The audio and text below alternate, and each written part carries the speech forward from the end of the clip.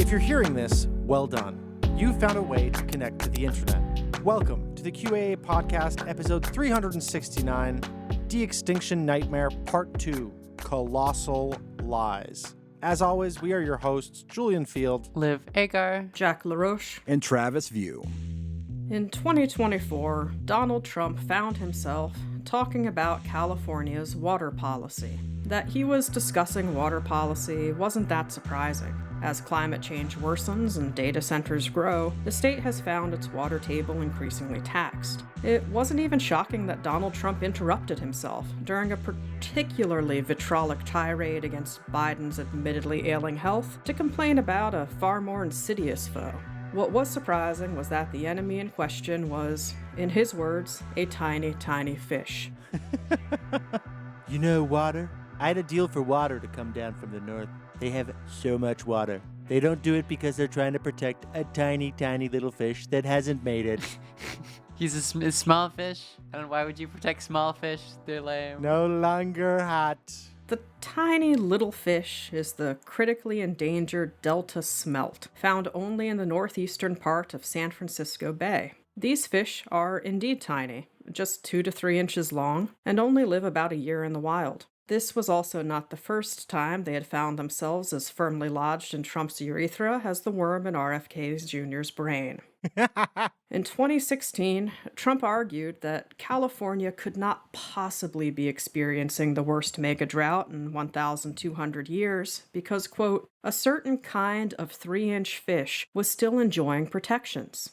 In 2020, he complained to Sean Hannity about California having to ration water due to dumping all of its supply into the sea, quote, to take care of a certain little tiny fish. Hannity went on to dedicate an entire episode of his own show to complaining about the fish and the government elevating it over the people of California.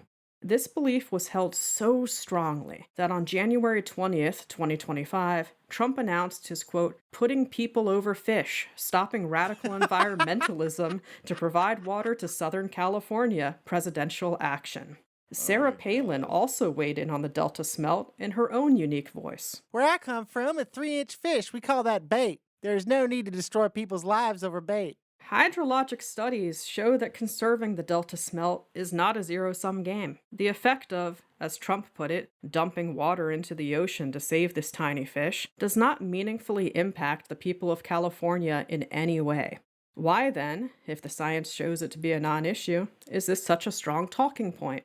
It has to do more with what the fish represents than what it is in reality. Yeah, I find this is often the case with how the right represents like conservation stuff is like it's with like virtue signaling as well as a concept is like the belief that like these people are also super cynical, but they're just like hiding their cynicism. So it is like a war of all against all, but like the liberals are like siding with like not humanity or like not the in group in that war of all against all. In this case, they're siding with the fish. The fish are invading. It's us or them, and obviously we're going to choose them. Yeah. I remember in the 90s, the representative of like silly conservation efforts among conservatives was the spotted owl. People constantly made fun of like Al Gore or whatever for wanting to preserve the spotted owl. Of course. I mean, why would we save animals? Oh, the cuck owl and the pussyfish, huh? That's who you care about, freaking Californians. The Delta smelt represents every tree-hugging, peace-loving, pot-smoking Californian. Everything wrong with environmental policy and liberal rhetoric can be fit into its 3-inch body. The fish was small enough to have a starring role in almost every article about abortion and LGBTQ+ rights. Interestingly, very few of these articles talked about the other species of endangered fish that was diverting water during the droughts, the Chinook salmon. I'm sure there's no reason that they're avoiding going after this large, majestic, fishable fish rather than the beta spawn that is the Delta smelt. I mean, the Delta smelt is just the funniest. The Delta smelt. Yeah, he who dealt it, smelt it. Yeah. Makes you think of farts. Yeah. This is what we bring you, half-hearted jokes because they're too childish, but I can't help myself. That's the subheading of the QA podcast. I can't help myself. I can't help myself. Methods of de-extinction. When Dolly the sheep was cloned in 1996, it generated a lot of intense scientific discussion. Many were interested in the idea of the advent of designer babies. Others wanted to know what other animals could be cloned next. Dolly was important, not just because she was a cloned animal, other animals were cloned before her, but because she was an animal cloned from adult somatic cells, mammary tissue to be exact, hence her being named after Dolly Parton. If we could clone this sheep from adult somatic cells, scientists theorized, couldn't we clone a thylacine? What about a woolly mammoth? These ideas were very fresh in George Church's mind, and ones that he spoke very openly about, both in interviews throughout the aughts and into the 2010s. After the publication of his book, Regenesis: How Synthetic Biology Will Reinvent Nature and Ourselves, in 2012, the very concept of de-extinction began to be talked about in earnest outside of speculative biology and rewilding spaces. De-extinction, as a concept, is pretty much what it says on the tin. Extinction doesn't necessarily need to be forever, according to this philosophy. Resurrection could be achieved in a number of ways. To put it into the most basic terms, if you took two dogs, for instance, Liv's tiny little dog and my husky, and bred them together, each time choosing the breeding partner with the most atavistic traits, my husky has more atavistic traits than most tiny little dogs, you would, over time, end up with the wolf that the dog species came from. This is what the Heck brothers attempted to do to recreate the aurochs from modern cattle. Alternatively, you could speedrun this process by, say, taking a chicken embryo and choosing to edit the genes so that the tail would remain intact, the fingers would never fuse into a wing, and the teeth would remain in the beak. This is what Jeffrey Epstein associate and overall creep Jack Horner has been trying to do with his Chickenosaurus project for over a decade now. Although with his recent firing, I imagine that project might now be extinct. Damn, get his ass. Finally, you could take the genome of an extinct animal and through CRISPR, edit it in some of the sequences into a living surrogate embryo to create a hybrid creature that shows the traits of the extinct ancestor. This is what George Church was most interested in, and this is what the company Colossal BioSciences was formed to do. This is also how the direwolves that have been dominating the news cycle were made. Colossal origins. In 2019, mobile game creator and AI enthusiast Ben Lamm approached George Church about de-extinction. By 2021, they launched their company, Colossal BioSciences, the De-Extinction Company. Colossal's stated mission is: through technological and engineering breakthroughs in bioscience and genetics, Colossal is accepting humanity's duty to restore Earth to a healthier state, while also solving for the future economies and biological necessities of the human condition. What do y'all think about that? It reminds me of that line from the Silicon Valley series in which the tech billionaire says, "I don't want to live in a world where people make the world a better place than we do." And it's like, it reminds me, it's like, yeah, it has this common tech arrogance of like, it's like, okay, everyone else before me, including conversations, had no idea what we're doing. We're going to use our big brains, our many dollars, and our Stanford grads to really actually do what you've been trying to do. And of course, it usually ends in like, a horrifying disaster. Yeah, the idea is that like all these other people are actually just too stupid, and now that I've come along, thank God I can apply my enormous brain to this issue. This is very Elon Musk way of thinking. I mean, just all these guys, just the hubris. I've said this many times, but it's incredible. Well, since you said the keyword hubris, this is what Colossal BioSciences' stated goal is. Colossal will revolutionize history and be the first company to use CRISPR technology successfully in the de-extinction of previously lost species. On the journey, we will build radical new software tools and technologies to advance the science of genomics overall. Okay, yeah. So we're gonna revolutionize the dang world. We're gonna make a freaking before and after. We're gonna really be the best. We're gonna revolutionize history. Yeah, revolutionize history is so What is stupid. Yeah. So, to launch the De-Extinction Company in 2019, they received $15 million in seed funding from some pretty interesting people, each without a single modicum of scientific background. First, we have Thomas Tull, arguably best known as the founder of Legendary Entertainment, and the person to finally bring Watchmen and 300 to the big screen. He's the co-chairman of TWG Global, an investment group that specializes in integrating AI into financial services, and is partnered with QAA favorites Palantir and XAI. Sorry, you said is partnered with QAA. And I was like, wait, which Yeah. worlds? We're partnering with them, yeah, for sure. What's going on? In 2022, around the same time as Colossal was getting established, Tull became head of the United States Innovative Technology Fund, which focused on building startups incorporating AI, quantum computing, biotech, satellites, etc. One of their largest investments was in Anduril Industries. Next on the list here is Tim Draper, third-generation venture capitalist, which I guess would make him a Nepo grandchild. He was one of the first investors in the totally legit company Theranos. Smart That's person. awesome. Yeah. Revolutionized history, they did. In 2014, and again in 2018, he filed a petition to divide California into either 6 or 3 smaller states, since it has become increasingly ungovernable, in his words, as a single state. Yeah. Neither petition made it very far. Yeah, I'm going to disrupt the United States voting by gerrymandering, but we're calling it something new. Tony Robbins, motivational speaker, alleged sex pest, and neurolinguistic programming advocate, was eager to put his money on the line as well. I was gonna say, like, that's an entirely new sentence, but it absolutely isn't. That's that's probably a lot of type of guys. Those 3 things. Mm-hmm. So too were the cryptocurrency obsessive Winklevoss twins. Jim Breyer, formerly the second largest shareholder in Facebook behind Zuckerberg himself, threw his money at the De-Extinction Company. Interestingly, post-2016, Breyer began focusing primarily on investing in artificial intelligence specialized for use in healthcare spaces. The last of the public seed funding investors was Richard Garriott, the creator of the Ultima video game series, and the failed... No! Not you! and the failed 2022 NFT technology-based video game. No, not the creator of Ultima Online, my most beloved game of all time. Mr. Garriott, you are hereby canceled. Once again, your faves are implicated. Yeah. Fuck. Well, I mean, he has sucked horribly at making games, like, for a while now.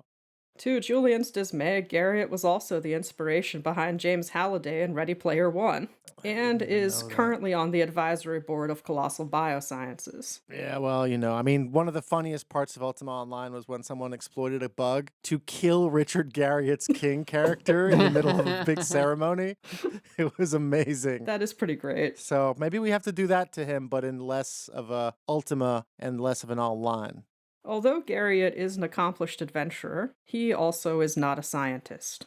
Notably, even George Church himself has no background in conservation. Great. By 2024, the roster of donators had expanded to include Paris Hilton, Tiger Woods, Tom Brady, Peter Jackson, Chris Hemsworth, and enthusiastic explorer and ex-highly lauded intelligence officer, Victor Vescovo. All the stars are here. Oh, just lining up all their mugshots on the investors page. Tom Brady had the following to say about all that Colossal had done for him. I kiss my boy on the mouth. I love kissing him on the mouth. I make him come back and kiss me on the mouth while I'm getting massaged.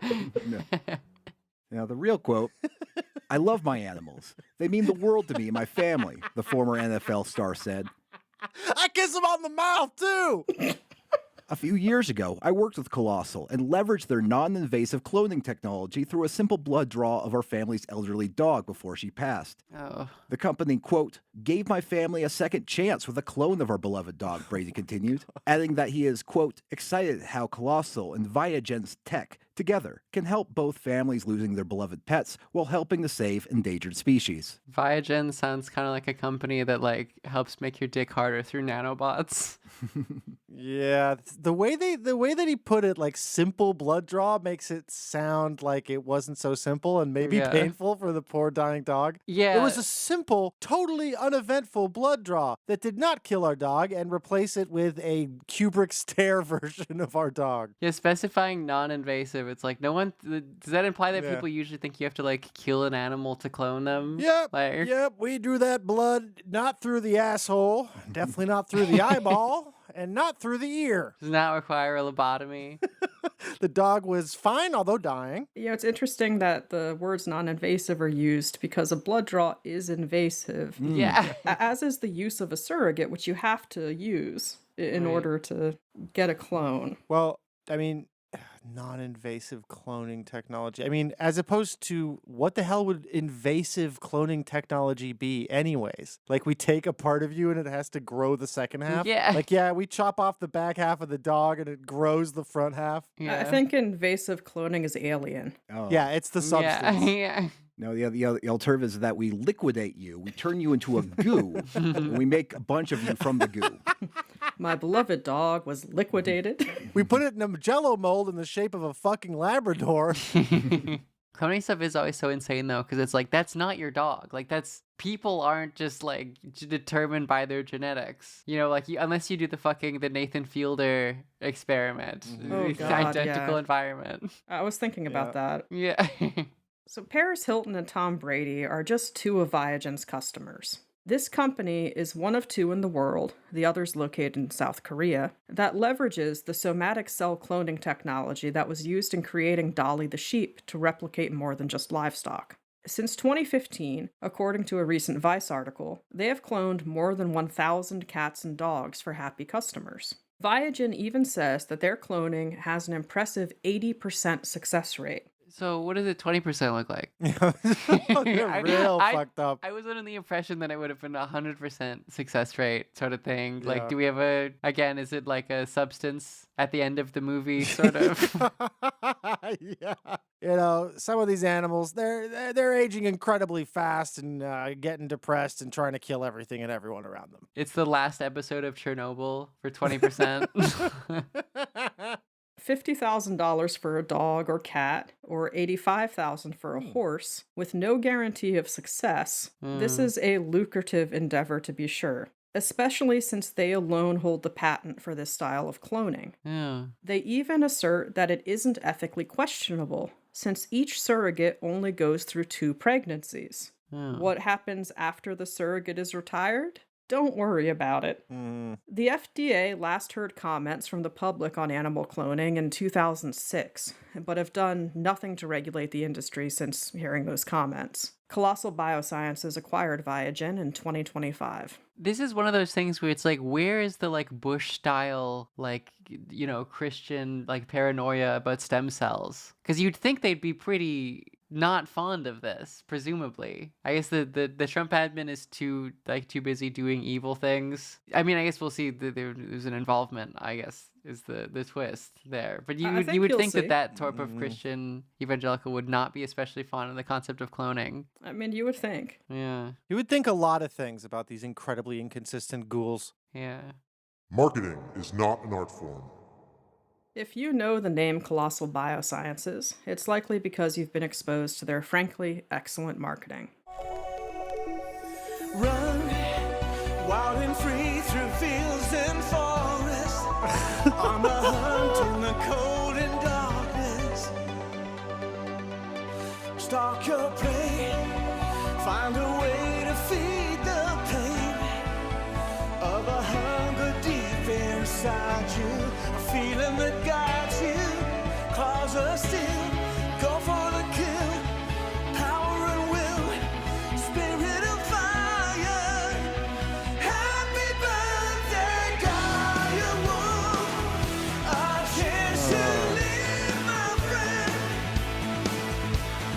10,000 years, now you are here again. All right.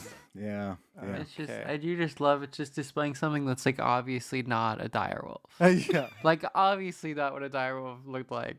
The musician that you were hearing is Stan Bush, who is best known for the song The Touch from the Transformers movie. Yeah. I don't know. It's like 'cause the fact that it's being celebrated with, an ironic 80s hair metal style song makes me feel a little less serious, Yeah. Dire wolf, we're gonna feed ourselves to dire wolves. Put us in a pit with all the wolves we show. Let us get torn apart. We deserve death every day. Their videos are often viral sensations on YouTube and Facebook, or at least they were until relatively recently. Even if you wisely are not on social media, you've probably heard about the dire wolves.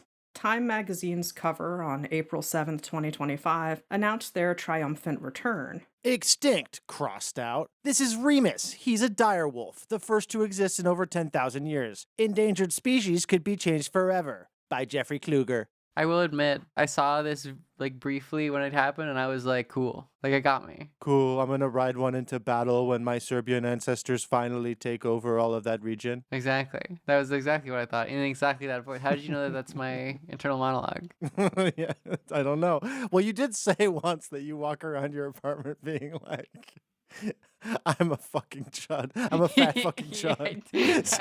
So I gave you the fat fucking chud internal voice. That's true. I do say that sometimes. Liv, do you think it's even cooler since Remus's brother is Romulus and his sister is named Khaleesi? Oh, okay. Oh, Christ. All right. Yeah. Fuck. Oh, my You're God. good. Yeah. Shortly before the actual birth of the pups in October 2024, Colossal unceremoniously replaced its marketing team. The new hires were interesting picks. Also, sorry, why wouldn't you not lead with Romulus? Like, who cares about Remus? There's no Reem. Like, what the fuck? Well, Romulus looked like an absolute freak. Yeah, Romulus was one of the slobbering 20%. and deformed. He has 8 legs. Yeah, right. Romulus looks more like a spider with fur. Romulus looks like one of the wolves that swims in, like, The Simpsons, like, polluted radioactive lake. I like the idea that, like, the new team is still doing the same kind of shit, but, like, has changed completely. It's like, and now, Joanna Newsom's cover of Direwolf. Direwolf, you are coming back 10,000 years. Yeah, you guys didn't hear, but one of my favorite lyrics from the Happy Birthday Direwolf song is that he says it's just 1 year you're alive, which I think is supposed to be like you just turned 1, but being phrased it's just 1 year you're alive makes it sound like they have an expiration date. Yeah. Yeah. It's like the inbred, like, white tigers, whatever. It's like, congrats. Enjoy the year. They named the direwolf after their fate. Yeah. The new marketing team is led by Chris Klee, who goes by Klee.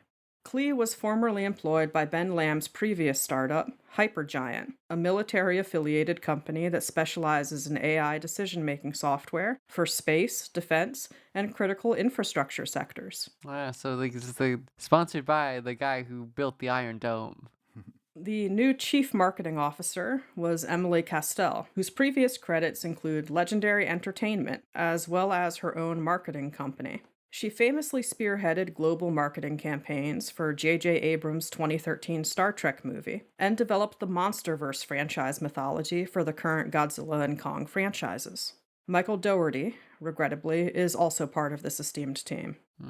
All of this is to say, if you can't help but think of Godzilla King of the Monsters and Jurassic World when you're watching Colossal BioSciences videos online, that's no coincidence. They literally hired the mastermind behind those blockbusters campaigns. By some accounts, the bulk of their budget goes straight into marketing, and it shows. Again, I feel like the Jurassic Park movies have themes of the hubris of scientific, overambition, and how like you can't plan for everything, and then life finds a way, and like how it can end in disaster. Yet this is what they're like taking inspiration from. I wouldn't be upset if the direwolves got them. Somehow a dumber version of the ChatGPT trying to recreate the Her robot. We got even stupider, even less accurate to the kind of image what they're trying to copy in science fiction. Preprint panic. In February 2026, a leaker posted inside knowledge to a very small subreddit regarding what was happening at Colossal BioSciences. They offered only a little by way of proof, but part of it was the following text exchange showing that they knew about the direwolves prior to the announcement. But it's amazing. Even this has as a secret insider anon. Yeah, it's like it's QAnon but real. Okay, so the messages read, but this is the thing. If they make a hairy elephant, big if, there's intention to actually release it in the wild. With the direwolf, they tried to make, should note, so different from the real thing, they wanted to call it the Colossal Wolf. They wanted a slightly bigger wolf to grift off of Game of Thrones hype and put on some fenced-off land owned by a billionaire and charge people to see it. Problem was, they couldn't figure out how to make a wolf a bit bigger. This is literally why the company exists, to find a cosmetic win and sell. CEO has done exactly multiple times. Someone answers, fuck's sake. Yeah, the wolf situation really shows up the bullshit. BTW, that's between us for now. Sorry. And the date of this exchange was March 4th, 2025. Jesus Christ. Yeah, I mean, this is not surprising. Again, like, you could go back to the first part of this two-part episode and see that, like, it was always just cosmetic win bullshit that was really going on behind the scene, like trying to recreate something that looked enough like something that people would believe it. According to this leaker, whose Reddit account is now deleted, during an introductory meeting, someone had the nerve to ask Ben Lamm how exactly Colossal BioSciences plans to make money, seeing how the company is not a nonprofit. Ben Lamm was said to have replied, Jurassic Park is a multi-billion-dollar franchise. They don't have any real animals. All they need to do is pump an animal out and plaster it all over lunchboxes, t-shirts, etc. Fuck, this is your monetization strategy? Merch? Yeah. It's not, it doesn't even make sense. Jurassic Park doesn't exist, dumbass. Yeah. It's not a company. It's a fucking entertainment. Like, Right. You gotta start you have to make a first good movie. You can't even do that. Make Direwolf the movie and then call me when it becomes as big as the first Jurassic Park. Good luck getting fucking sexy Jeff Goldblum in it too. Yeah, because the analogy is like Game of Thrones, but it's like it wouldn't be like Jurassic Park making money. It'd be like another company selling Jurassic Park merch. Yes. You don't have the main product that's making all the money, which is Game of Thrones. Yeah. A company promising to bring back a dinosaur, never doing it, and then selling merch anyways. It also does make sense. Like Jurassic Park is like a trademarked intellectual property. You can't have a trademark on the direwolf. It's just an animal. Anyone could put the direwolf on a t-shirt. Even in the most like charitable interpretation of what he's saying, which is that in the Jurassic Park movies, there is Jurassic Park merch, and they bring back an animal, and then they plaster that everywhere and sell the merch. Oh. Even that doesn't make Right, sense, because right. it's a fucking fictional movie written by people. They don't have to fucking do any actual business. Plus, we all know how that turned out really well. The company did great. Jurassic Park, nothing wrong with it. It's great that they put stuff on lunchboxes. God, just the levels of stupidity here. More like Ben Lamm. Counterpoint, though, they could just sell copies of the Happy Birthday Direwolf song. Yeah, That's it's true. so true, dude. It was so epic what they did there. Oh my God, it was so cool. You know, more interesting than all of this was another revelation that the leaker shared. They're almost certainly lying about how they made the direwolves. The direwolf DNA that was synthesized had its expression patterns changed into something non-functional as soon as the grey wolf epigenome kicked in. The head of the direwolf team was a guy named Sven Bokland. He was fired, and I do not know what happened after he was fired. But then 4 weeks later, the puppies were born. There's no way they figured out how to overcome the messed up expression patterns in that time. What's even more suspicious is the reason they said internally the edits weren't working is because they were editing a wolf and not, according to what I heard prior to announcement, a jackal, who they said was its closest relative. So not only did they have 4 weeks to work out the bugs, but the animal's entire taxonomy. This makes me think their preprint is also bullshit. So that's interesting that the direwolf is more closely related to a jackal. So they at least ostensibly at some point were trying to make this a bit more real, and then they were like, fuck, okay, let's just get a white wolf. Yep. Let's just throw that in. Jack, I think you have a good shot at becoming part of this company just based on your name. I think that you have a long future. I'd recommend just slight rename to Jackal LaRoche. Well, as this episode goes on, you might see that you have a really good point since I'm criticizing them. preprint is essentially a draft of a research paper made publicly available prior to undergoing peer review. The preprint in question, on the ancestry and evolution of the extinct direwolf, notably includes fan favorite George R. R. Martin among its nearly 40 authors, with his author contribution listed as, quote, writing, reviewing, and editing. What the fuck does George R. R. Martin know about any of this? Well, it's all aesthetics and pop culture and PR anyway. So it's like, oh, here's the author of a very popular franchise and intellectual property. Let's get him on board. Travis is currently losing his mind. That's right. He is holding the sides of his brain as if to keep the brain in place.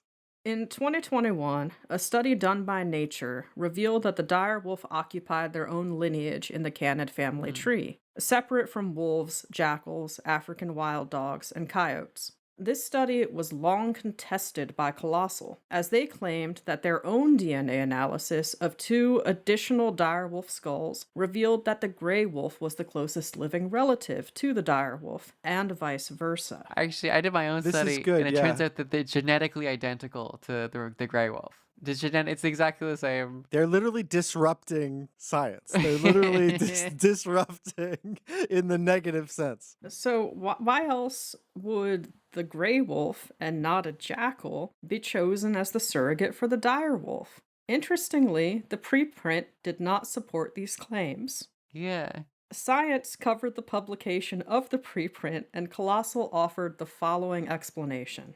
Our results support the results of the 2021 paper, says Greg Gedman, a computational biologist at Colossal and co-lead author of the new preprint, with some important distinctions.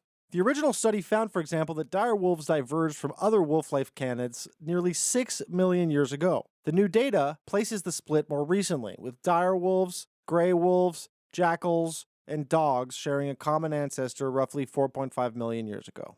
So, in short, Colossal's own preprint is showing that gray wolves, coyotes, dholes, and jackals could all equally lay claim to being the most closely related relative to the direwolf. Considering the degree to which the preprint claims hybridization took place, even the maned wolf might try and take a shot at the throne. Notably, this preprint barely touched upon the direwolves that Colossal produced at all. So little, in fact, was said about them that their white coat color was not even addressed. This problem of pigmentation is one that has raised a lot of eyebrows among the scientific community, since other studies have argued that direwolves likely had pale reddish fur. Colossal has argued that the white coats are due to the direwolves they sampled having lived in the north near ice. But wolves, when white-coated, are born with a dark brown or dark gray coat that only later lightens to white, and the direwolves were born pure white. Scientists and laypeople alike speculate that the white pigmentation the colossal direwolf sport came from literal dog genes. Did they choose, this feels like it might be a stupid question, did they choose white because of Ghost, Slugways and Fire? It is widely believed that yes, that is why they chose white. The way Liv mumbled Song of Ice and Fire, like to get it out of the way, to not sound like a huge fucking nerd. I don't want It's funny that like earlier the sort of the Nazi dream of reviving animals was based upon legends and and earlier myths and understanding, and now the modern one is based on like HBO shows. Yeah. The other point that refutes the idea that they are white because they lived near ice is that all dogs that are evolved for a northerly climate have fluff in their ears, and that's to keep the ears warm. All animals there have fur in their ears. My husky has fur in his ears. If you look at pictures of the direwolves that Colossal made, you can see the pink skin of their ears because they have so little fur there. You know, I think they should clone Tony Soprano. If we're doing HBO stuff, let's bring Tony back. Beyond all of this, the leaker also claimed that Colossal had partially plagiarized some of their findings. A lot of the research they brag about producing, whether it be conservation or for human health, is stolen. Look at the second screenshot. Color image comes from a paper that is written by Vincent Lynch, one of the people they led a smear campaign against. The black and white comes from a patent Colossal filed. They stole the figure and research. Pretty much everything they pump out is like that. So it's a reasonably compelling argument. Mm-hmm. Enough about the fucking direwolves, though. Thank you. Let's stop talking about Song Ice and Fire in this way. I don't. We can move on. My precious little ghost. Others, such as Scientific American, the BBC, and the IUCN, have gone into much more depth about the lies and misinformation that Colossal is spreading with them. It's more important to pay attention to some of the less talked about claims. With that, I'd like to introduce you to the so-called ghost wolves and the far more destructive lies that Colossal is peddling regarding them. Ghost wolves. The red wolf, Canis rufus, is the only wolf endemic to North America and the rarest canine in the world. There are only 17 living in the wild. In 2024, Colossal cloned 4 canines that they claimed to be red wolves, 1 female and 3 males. They claimed this to be an amazing technological breakthrough, the likes of which would save the red wolf from a genetic bottleneck and help the species thrive in the wild. None of this is true. These animals will never be allowed to breed with red wolves, either in captivity or in the wild, for a very simple reason. The animals that Colossal BioSciences cloned are not red wolves. Listen, I don't see the problem. They are wolves that are red. That's the species name. Yeah, this is the same logic again. Goring's like, the horse look kind of like other horse. Yeah, it's not even modern de-extinction stuff. We're going back to the Heck brothers. That's right.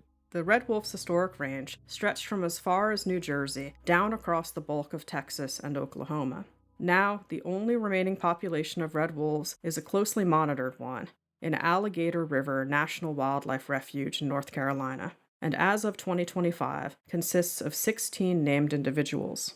This Alligator River population was founded by individuals captured along the Gulf Coast of Texas and Louisiana, the last refuge of the species. The last known red wolves were captured 7 years after this initial capture program in 1980, the same year that the United States Fish and Wildlife Service declared the species formally extinct in the wild. Now, red wolves look an awful lot like coyotes. To the untrained eye, the species is nearly indistinguishable to them. In 2021, a study was published titled Reviving Ghost Alleles. Genetically admixed coyotes along the American Gulf Coast are critical for saving the endangered red wolf. This study assessed the genomic ancestry and morphology, or physical appearance, of coyotes in southwestern Louisiana. Remember how I said red wolves are the only wolf species endemic to the United States? Well, just because they are endemic doesn't mean that other canines didn't exist in the United States. Over the tens of thousands of years that red wolves lived here, they mixed with other canids we know and love, like gray wolves, coyotes, and later, dogs. According to the 2021 study, 38 to 62% of the coyote genomes contained red wolf ancestry acquired in the past 30 years, and have an admixture profile similar to that of canids, captured before the extirpation of red wolves. We further documented a positive correlation between ancestry and weight. Which is to say, in spite of the species' extinction in the wild, the ghost of the red wolf's genetic material has persisted within the coyote population. Also notable is that the highest percentages of red wolf genes persisted in land preserves where hunting is illegal. More on that later. So, red wolves and coyotes look similar, and the southwestern Louisiana coyotes have a high percentage of red wolf DNA. How can we tell the difference between the two? Red wolves are larger and heavier than coyotes. Male red wolves reach 70 to 80 pounds, whereas male coyotes weigh 30 to 40 pounds. This size difference affects both prey preferences and mating habits, with red wolves taking larger prey than coyotes, and thus inhabiting an entirely different ecological niche. They will even displace coyotes within their territorial ranges. Red wolves also have a different multi-generational family structure, whereas coyotes are a lot more fluid within their social structure. Which is to say, they may look similar at a glance, but the deeper you look, the more stark the differences become. See, the problem is we just have to find the gene that makes, a red wolf have a multi-generational family structure and just edit in that for the coyote. It's very easy. It's quite simple. Well, yeah, then you'll have multi-generational structures within coyotes. Just make them a little bit bigger, kind of like the direwolf. Mm-hmm. Make them white, That's too. Perfect. Of course, because they're... Yeah, they need to be white. Because it goes hard. It looks cool. That's, The dire coyote. Meet LA52F. the creature that Colossal BioSciences, the De-Extinction company, cloned. Yeah, not too impressive. I mean, he's lying down. He's got big old ears. Reminds me of some of the coyotes I see around here. Yeah, big ol' airplane ears. Yeah. Joseph Hinton, research scientist at the Wolf Conservation Center, and the man who captured LA52F for the original 2021 project, wrote this. The U.S. Fish and Wildlife Service relied on 7 metrics to determine if a canid was a red wolf. LA52F met one of these requirements. That was total body length. LA52's head length and width, shoulder height, hind foot length, ear length, and body mass were too small to classify her as a red wolf. She was 2 years old and weighed 17.5 kilograms at the time of her capture. So yeah, literally their skull measurements were up to snuff. Yeah. Yeah, I thought that horse phrenology wasn't enough. You guys needed some canine phrenology. No amount of phrenology is enough for this podcast. Don't worry. Never. Colossal is more than happy to boast about the birth of their first pup derived from LA52F. Nike Keida, according to Colossal, translates to ghost daughter. The bulk of the writing that Colossal does in regard to the red wolf is couched in how the work Colossal is doing is helping Native Americans retain their heritage. Putting that aside, here's what they have to say regarding Nike Keida.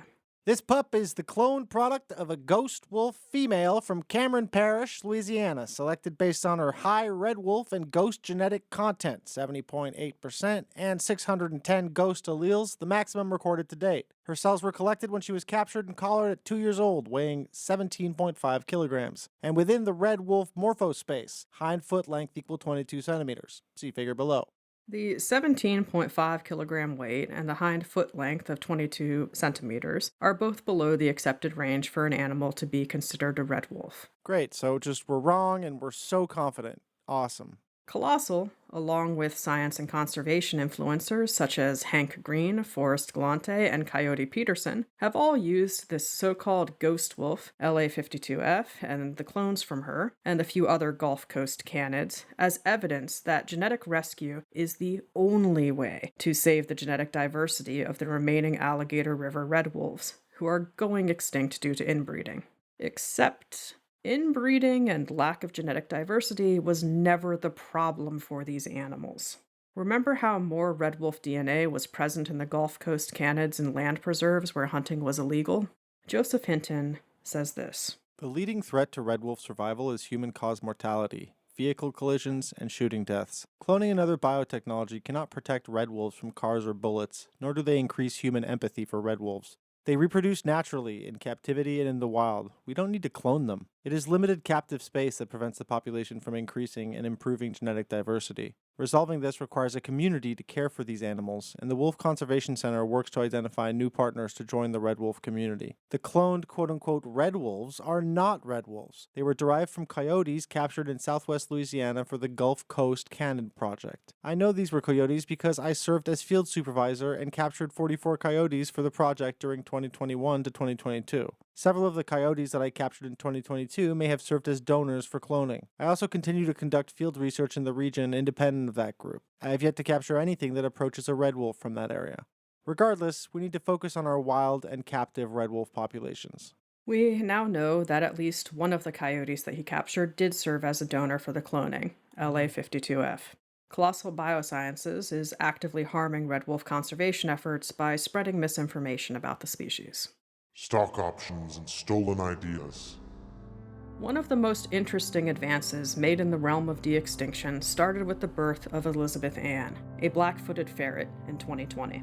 Elizabeth Ann was born from a cell sampled from Willa in 1998, stored in the San Diego Frozen Zoo. Over the next 2 years, 2 more clones were made of Willa.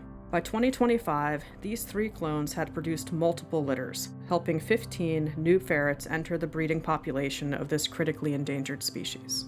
The group behind the Black-Footed Ferret Initiative was Revive and Restore, a de-extinction company affiliated with the Long Now Foundation. Revive and Restore was founded by former Merry prankster Stuart Brander, author of the Whole Earth Catalog. The other co-founder of this nonprofit is Ryan Fellon, a serial entrepreneur who primarily worked in patient-oriented healthcare. Also instrumental in Revive and Restore's success for a decade or two was ancient DNA expert Beth Shapiro. Remember the somatic cell cloning technology that made Dolly the sheep? Viagen, the company that cloned Tom Brady's dog, holds the patents for it. They were the company that cloned Elizabeth Ann, being the only company allowed access to that technology in the United States. Well, Colossal BioSciences bought Viagen just last year. They announced the purchase with the following video. From freezer to ferret, Jesus. you have returned. Fuzzy little noodle, flame well earned. You're my BFF, my black-footed ferret friend. Yeah, my BFF, back from the brink again.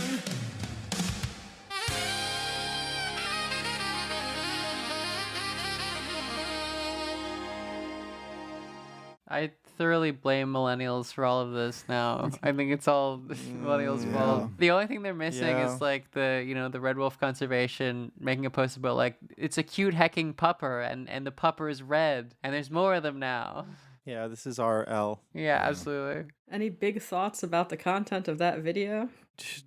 Just, yeah, millennials must be stopped. Just with a and then after that, whoever made that with a in that order. Yeah, fact.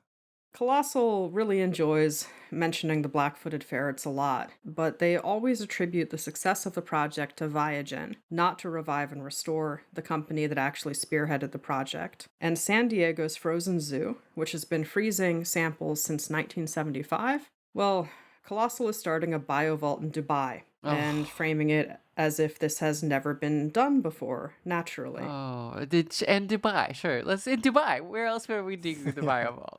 Let's in the petro slave state. Yeah, that's much. America, this wasn't evil enough. Sponsored by Mohammed bin Salman as well. Yeah, Mohammed bin Salman. Chinook Salman. There is a video of this announcement. This idea of a biovault and doing it here in Dubai is something that we're incredibly passionate about, right? To do it in a way where we can actually wrap educational content around it, make it a living lab, right? We'll have a permanent biovault at the museum. It's the first of its kind biovault in the world. Our focus is to get as much endangered species from the region biobanked at the museum. One of the reasons why we thought that announcing it here at the World Government Summit was because all of you can play a very valuable role in working with your governments, and we can help train and support and build capabilities for species protection and biovault, and then leverage this shared resource that the UAE was so gracious in investing in and starting to build with us. When can we have it in the museum? So I want to have it in 2027 or sooner. So the biovault would be part of Dubai's Museum of the Future. Just no comment, honestly, at this point. The Dubai Museum of the Future, there's no depiction of gay people at all. Well, we've bred it out. Yeah, we can just CRISPR that out. Yeah. Even the elephant herpes vaccine, created to halt the spread of the disease ravaging captive Asian elephants populations, has been more widely reported as a win for Colossal BioSciences rather than the product of the work of Baylor Medical College and Houston Zoo, who had been initially working on it since the early aughts. So, where are the scientists in all of this? Well, Colossal has a habit of buying off the bulk of them through the offering of either stock options, cozy positions within the company, or both. When Revive and Restore sold their woolly mammoth de-extinction project and its research to George Church and Colossal BioSciences, Colossal was quick to begin courting the head scientist on the project as well. Beth Shapiro now holds a comfortable position within the company, where she seems contractually obligated to never say a bad word about them. Help, she even appeared on the Joe Rogan Experience recently. All of this was extremely surprising, given her hardline views against Colossal prior to working for them, nearly all of which seem to have been erased from the internet. Money, money, money, money, money, money, money. In a second Colossal BioSciences leak on the same small subreddit I mentioned before, correspondence between a journalist called quote-unquote Nate and evolutionary biologist Tom Gilbert surfaced. The leaker summarized the information. Outside of Gilbert flat out admitting to Nate that if Colossal makes a hairy elephant, it won't be used for rewilding, just publicity. Nate suspects that Gilbert isn't being 100% honest in spite of this admission. Nate found out through his CIO that Gilbert holds stock options, something he neglected to mention. To me, this confirms what I heard that the advisory board is just critics bribed into silence with stock options. Gilbert clearly has a broader role than he let on, as he's an author on the direwolf paper. Oh my god. Sure, yeah. This is just like the scientist version of like the comics who did the Riyadh Festival, basically. It's like, how big is the number? Okay. It's almost like criticizing Colossal BioSciences is a great way to just get them on your radar so that you can get paid off. Yeah. I wonder what their slush fund to pay off critics is. I mean, it's like just how big of the budget exactly are we talking? Yeah, I do wonder like who took a bigger check to sell out here, whether it is scientists or comedians. I wonder who they paid more. Like whose number is higher? Well, it's got to be the comedians because they have a better chance of making a good living. Scientists say, yeah, it's like even well-respected scientists don't get paid very well. That's true. That's true. Every hard-hitting scientist who substantially criticizes what Colossal is doing on a large scale somehow seems to end up on their advisory board. And I'm wondering if any of us will get an offer after this episode airs. Please, yes. Tax season. Yes, if anyone being on the record against this company and what they're doing, just in general, my expert opinion. In fact, I think this will make a regular feature. We should criticize Colossal every month on this program, which is listened to many people all over the world. We should just paste the segment at the bottom of every episode, like right after the Cursed Media plug. That tiny, tiny fish. Remember how much people hate the Delta smelt, but never had a bad word to say about the chat of a fish, the Chinook salmon? There's actually a term for this phenomenon in conservation spaces. On a small forum for zookeepers, ZooChat, user JVM explained it this way. In conservation, we often have the concept of an umbrella species. Part of this idea that if we can convince people tigers are worth protecting and they donate for tigers, we can use that money to protect all of the many species in the same ecosystem as tigers. I would argue US zoos lean towards a similar system, where many donors are donating to build exhibits for elephants or gorillas or polar bears, and the zoo may use some of the funding to include or improve other exhibits for smaller species. I think to some degree, though, these strategies are also an admission that people are more likely to donate for charismatic megafauna than wildlife conservation for its own sake, and that we need to be strategic.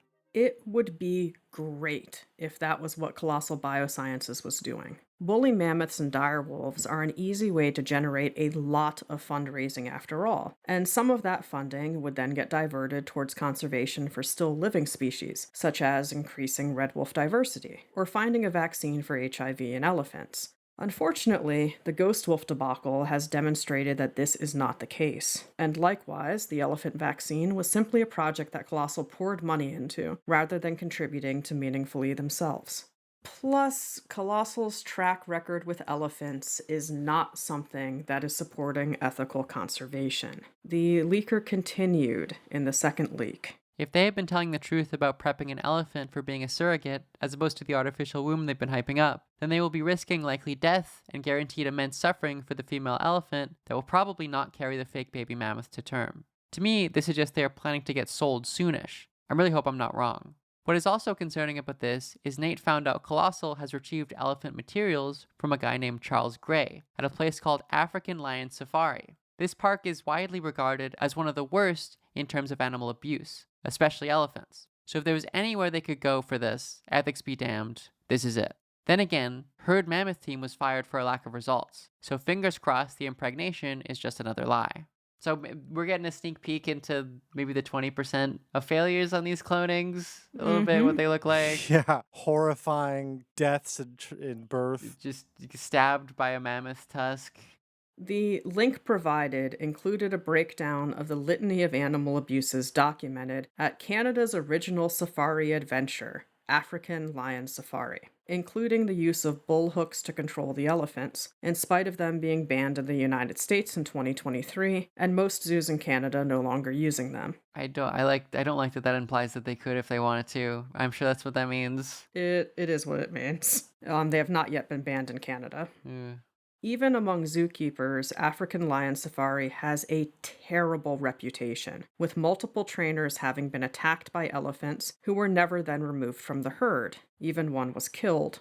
Charlie Gray, that's what he's primarily known as instead of Charles, who has a glowing description on the Colossal website, has also been known to allow free contact between visitors with elephants, as well as forcing them to give birth alone and chained rather than with the herd, despite evidence showing that results in poorer outcomes for both the cow and the calf. Oh my god, this guy is a monster. A zookeeper replied to the news from the leak with this wry comment. I've long wondered where Colossal intended to source a breeding-age female Asian elephant to act as a surrogate for their mammoth plans, since viable breeders of that species outside of the Association of Zoos and Aquariums jurisdiction, which refuses to work with Colossal, are quite rare. Guess I finally found my answer.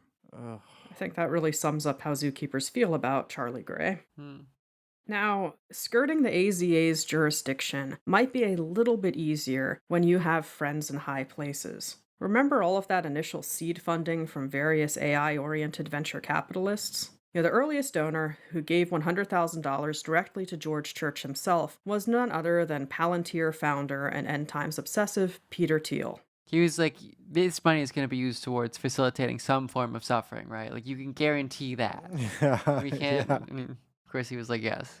Speaking of the military, a startling amount of their executive advisory board has high-level military backing. David Spirk was the DoD's first chief data officer and senior counselor for Palantir. Andrew Titus was principal director for biotechnology at the DoD and worked for In-Q-Tel.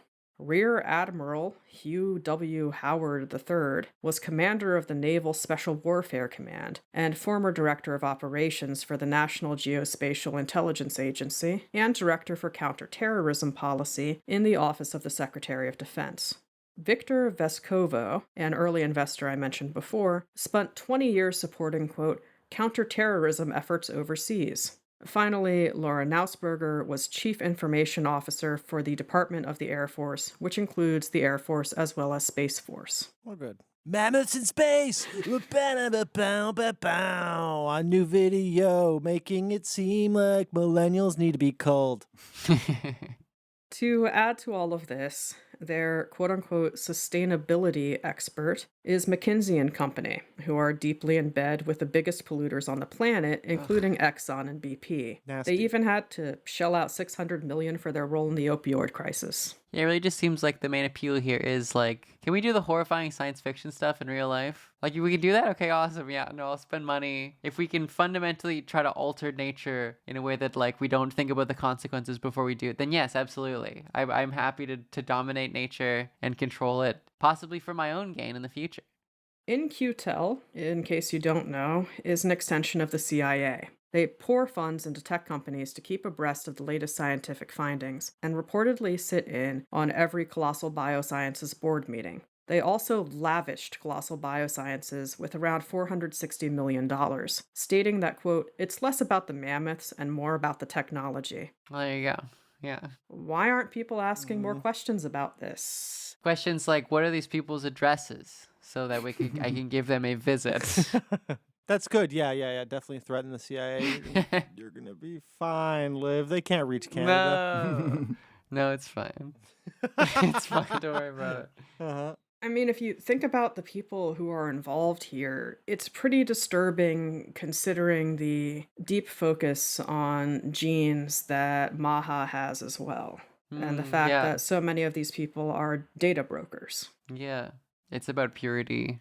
To bring it back to the original bit of part one, it's an extension of these people's beliefs about humankind and what they want to do to it. In this case, it's much more, much more based upon, scientific manipulation of human beings, less about sociological, herding them into a certain area. Yeah, it's not good. It's somehow even worse than that's the attitude to it. Somehow even more frightening. And also just as simpatico with the CIA. One of the big reasons that this might not be covered as much as it should be is because at least one of Colossal's ties to the current administration became much more explicit recently. On the heels of the direwolf announcement, Secretary of the Interior Doug Burgum posted this to X, the Everything app, which I quote here in full. The mission of the U.S. Fish and Wildlife Service is to work with others to, quote, conserve, protect, and enhance fish, wildlife, plants, and their habitats for the continuing benefit of the American people. The Department of the Interior is excited about the potential of de-extinction technology and how it may serve broader purposes beyond the recovery of lost species, including strengthening biodiversity protection efforts and helping endangered or at-risk species. The endangered species list has become like the Hotel California. Once a species enters, they never leave. In fact, 97% of species that are added to the endangered list remain there. This is because the status quo is focused on regulation more than innovation. It's time to fundamentally change how we think about species conservation. Going forward, we must celebrate removals from the endangered list, not additions. The only thing we'd like to see go extinct is the need for an endangered species list to exist. We need to continue improving recovery efforts to make that a reality, and the marvel of de-extinction technology can help forge a future where populations are never at risk.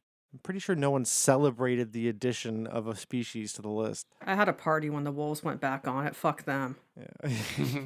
Yeah.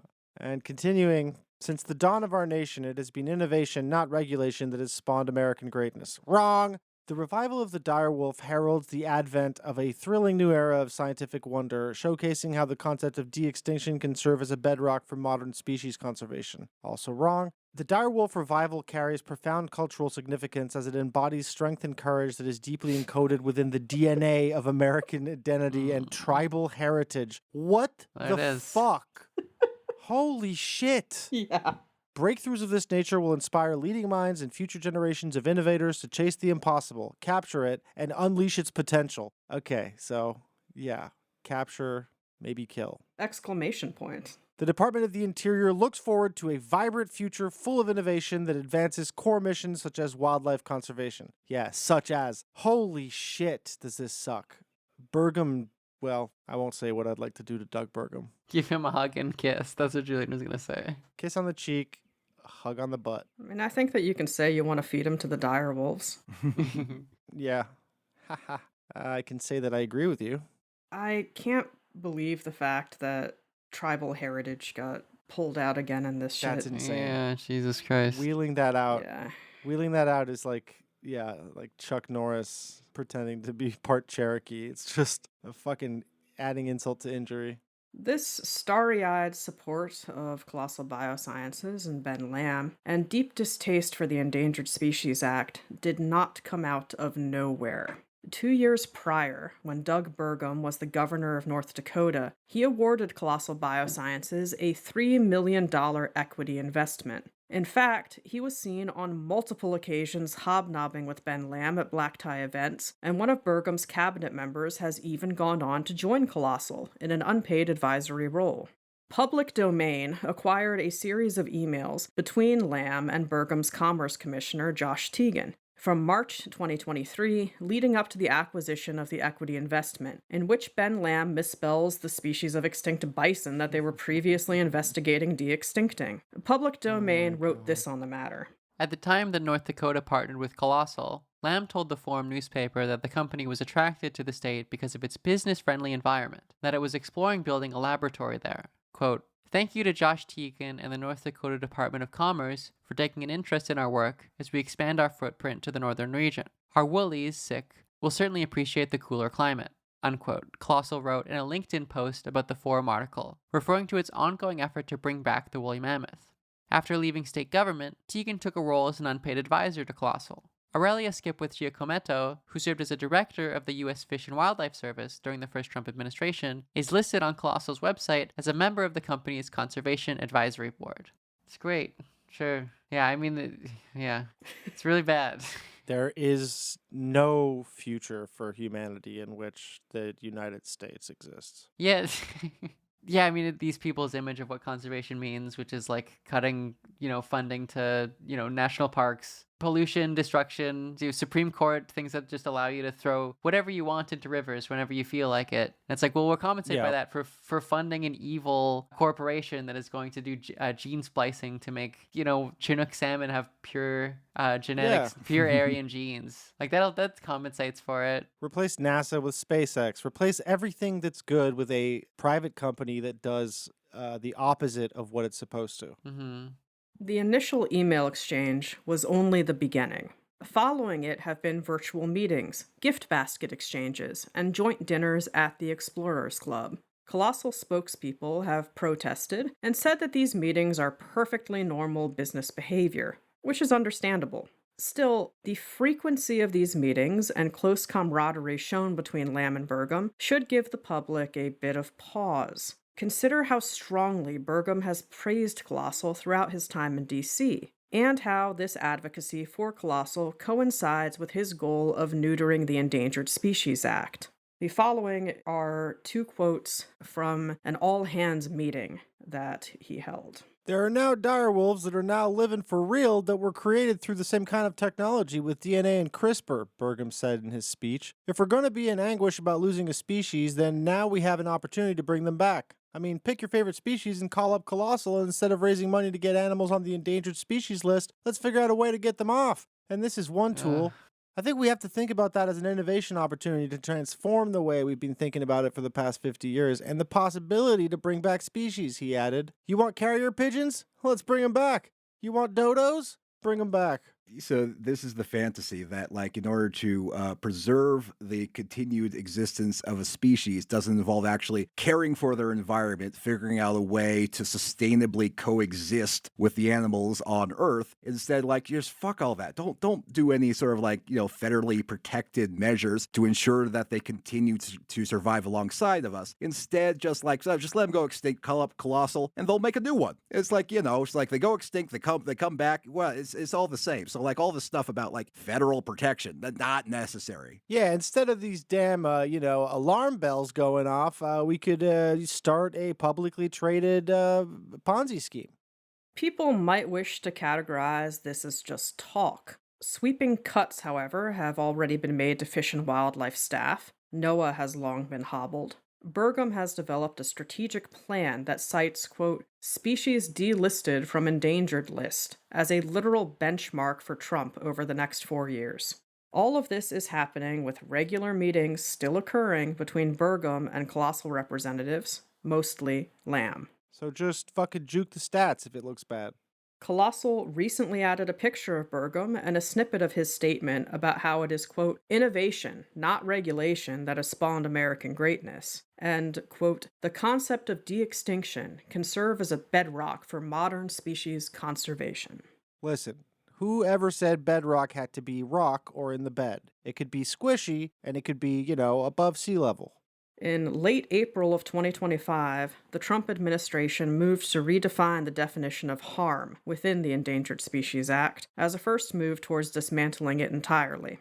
While so far not much movement has come of this move, enough has succeeded to allow for ultra-deepwater drilling in the Gulf of Mexico, regardless of the endangered species that inhabit the protected area, including one of the most endangered whales in the world. Similarly, protected land in Alaska has been opened up to allow for logging and drilling, and the Forest Service itself has been dismantled. On April 9th, 2025, on the Zookeeper Forum, Dillo Testo replied to a post that Panthera Man made that said, quote, extinction is forever. But to put it bluntly, some people are too stupid to realize that. With this short summary that I feel really sums up the whole damn mess. This was always my biggest concern with the whole de-extinction idea. I recall at some point on this forum I posted, I think there is one element to de-extinction not fully appreciated by its pariahs. Generations have grown up knowing of the woolly mammoth and dodo and how they are no longer alive. They represent, semiotically, something that was but is no more. They hold us in humiliation, but in accountability also. If the day ever comes where that neo-dodo takes its first steps onto the forest floor of Mauritius, what effect would that have on the minds of lawmakers and politicians? That what was is again. Would they feel the same way about species on the highway to hell as they did before? Or would they convince them that this can be done with everything? As in, it's not a big deal that an animal goes extinct, we can just bring it back. And now, within just 4 months of posting that, I'm seeing with my own eyes the politicians cozying up to the idea that we don't need to put in the effort of making things better for our planet, we can just bring it back anyways. Ever since January 20th, the inauguration, I've had a certain feeling that the fight against big companies who, in the path towards the fantasy of exponential growth, trample all that lives in their troll, has been lost, and the thing that we are hurtling towards will be hellish in many respects. I try to hold hope that whatever we are living through right now will come to an end, and one day the children of this generation will read about this time and think, was he really the president? Were people that naive? How weird. That's a thought I'd like to cling to, but sometimes it's difficult. Yeah, that's horrifying. Truly. Wow. Just great end to the episode. Thank you, Jack. I mean, it's put bluntly, but it's put correctly. Yeah, I think fascists have to understand nature as a thing that they can control. It's one of the reasons why, like, a lot of conspiracy theorists will, like, deny climate change and be like, oh, the reason why the weather is weird is because there's, like, some weather control facility out there, like, altering things to, like, harm you. It's like, it's always human beings who are at the helm, even when the human beings are the enemy. It's impossible to understand the idea of thinking of humanity in general as like this really small part of the biosphere that is still fundamentally at its mercy is like far more terrifying to them, far more inconceivable than just that, like, whatever ridiculous QAnon conspiracy about a global cabal poisoning their donuts is. There always has to be like some way for science, some way for like heavy-handed state economic, corporate involvement to fix a problem. Well, that's nice, Liv. Welcome back to the new show on the History Channel, Pimp a Dodo. This week, we're going to be injecting it with CRISPR stuff and trying to make it glow in the dark. You thought the dodo was back, but now the dodo's glowing. We need the weather underground. Like we simply need eco-terrorists to come back. I mean, it's like, it's really horrifying that they would just do everything in their power to avoid the conclusion that, preserving the world and preventing it turning into like, a wasteland takes care and effort and, giving a shit about even like, a 3-inch smelt fish. Yeah. The idea that we have to care about our co-organisms in order to keep living on this planet in a healthy way is horrifying to them. Well, it's the same thing that's happening right now with MAHA and autism, where autism is such a heinous thing because you can't enter the workforce. The delta smelt is terrible because it's not a fishable fish. Everything has to have a use in some way to capitalism in order for it to have worth. So what's the use of a national park unless we can also drill into it? Yeah. And of course, that doesn't apply to all autistic people. But there are some forms of autism that are debilitating in terms of being able to be, productive, quote unquote, members of like capitalist society and continue to generate, ever increasing rates of profit. Yeah. It's really such a good feeling to have listened to all of this and to realize that we're close to having a direwolf again. Yay! It's like from my favorite TV show, Game of Thrones. Woo! Game on Thrones. Thank you for listening to another episode of the QAA podcast. You can support us for $5 a month and get a second episode for every main one. That's patreon.com/QAA. We also have cursedmedia.net, which is our mini-series network on which you can listen to the ongoing episodes of Spectral Voyager Season 2 Time Slip Radio, as well as all of our past and future mini-series. Jack, where can people find you? They can find me on jacklaroche.com. Amazing. Liv? LivAgar.com for my newsletter. I stream on Twitch sometimes, twitch.tv/LivAgar. Great. And I'll plug my Instagram, Julian Fields, as well as my Twitter, Julian Fields. Travis, you want to plug anything? Yeah. Go to Logan Strain Photography on Instagram. I have not updated it in over a year, but there are some photos I did take on there. Nice. Well, we hope you take more photos of beautiful birds as they all go extinct. Yeah. Listener, until next week, may the Delta Smelta fish bless you and keep you.